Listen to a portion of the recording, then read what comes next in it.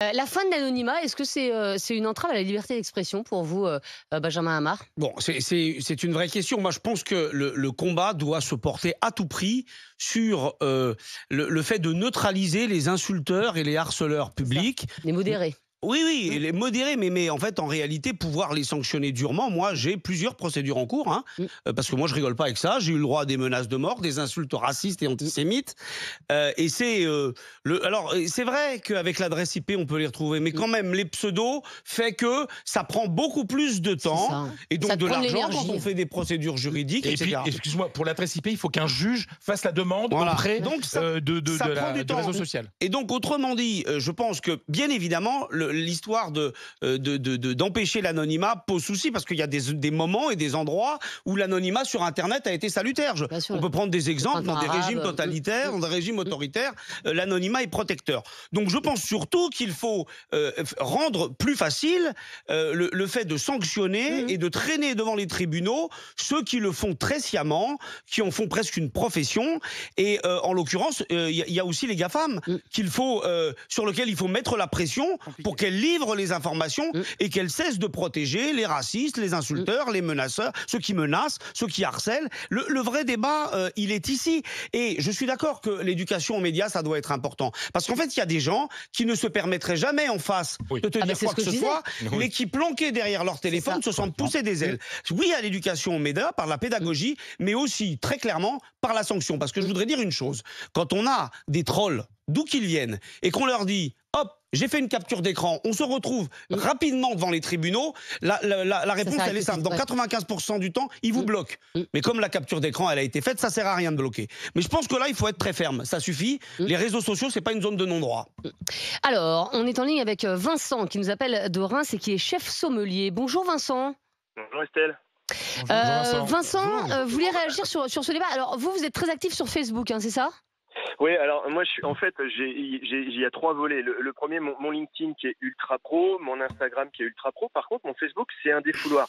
Alors attention, je veux cadrer tout de suite le truc. Il n'y a pas d'insultes, il n'y a pas de harcèlement, mais c'est le royaume de la connerie, mon Facebook. Dès qu'il y a un truc qui traîne, je le balance. Ouais. Puis mes opinions politiques, j'y vais aussi.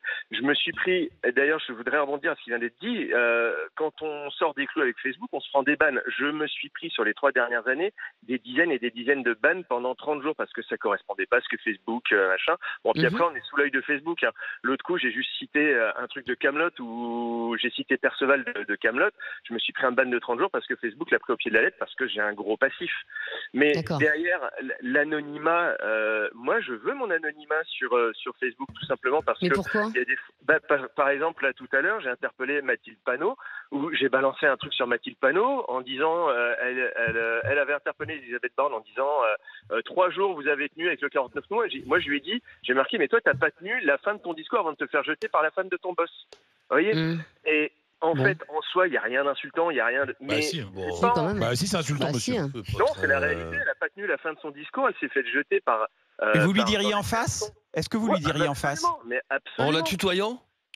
Alors je l'ai pas tutoyé, j'ai mis le vous, mais Ah, là c'est bon. dans la discussion. Ouais. Non, je mets les formes, j'ai pas tutoyé, mais dans l'absolu, j'ai pas envie que mon boss, par exemple, il me tombe dessus en Vincent, tes opinions, que ce soit de droite, de gauche, du centre, blanc ou noir, ça correspond pas avec l'identité de la boîte pour laquelle tu bosses.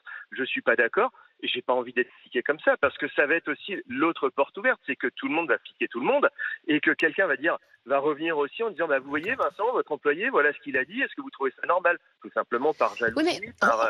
oui, mais regardez Vincent, par exemple, moi j'ai un profil, personnalité publique, on va dire. Donc tout le monde sait que quand il y a un truc sur mon profil, sauf si je me fais pirater, mais a priori c'est moi. Bon, bah simplement, je me comporte avec civisme sur les réseaux sociaux. Ouais. Je n'interpelle personne. Ou alors, quand je le fais, bah effectivement c'est en mon nom propre, etc. Mais c'est toujours poli. Mais au moins, voilà. Mais quand j'ai envie de dire quelque chose, je le dis. Si j'ai envie de dire un truc un peu méchant, bah je le garde pour moi. Et puis voilà. Mais c'est aussi comme ça qu'on se comporte en société. Par exemple, dans un dîner, bah a priori vous êtes plutôt poli et plutôt courtois, même quand vous n'êtes pas forcément d'accord avec les opinions des gens. Vous pouvez débattre, mais en toute courtoisie, sans interpeller. On peut plus, et Voilà. les réseaux sociaux fonctionnent sur ce principe. Si jamais on Mais enlève oui, l'anonymat, les réseaux sociaux vont freiner des cas de fer parce qu'ils fonctionnent aussi là-dessus. Ils savent, je veux dire, Twitter, enfin X maintenant, Twitter fonctionne grâce à la haine. Moi, je vois Twitter. Mais vous trouvez ça normal, Vincent? Ah non, c'est pour ça que je suis pas sur Twitter. Je suis pas sur Twitter parce que c'est un défouloir à haine. Mais parfois ça arrive aussi, excusez-moi, mais moi, enfin voilà, mais ça arrive aussi parfois sur Instagram, et c'est pas parce qu'une personnalité est publique, c'est une vraie personne. Donc en fait, quand vous interpellez méchamment une personnalité, c'est Mathilde Panot, qu'on aime ou on n'aime pas.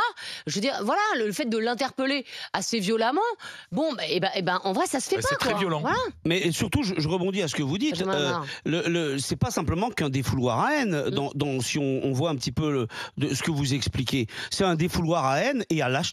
Parce que moi, quand je suis sur Twitter et régulièrement je réponds à ceux qui m'invectivent que ce sont des pleutres et des lâches, parce que ce sont des trolls sous anonymat. Moi, mes propos, je les assume. Voilà, pourtant ils sont clivants, ils peuvent effectivement susciter du débat dans une société qui est en tension, qui est contradictoire, mais on assume ces positions. Bon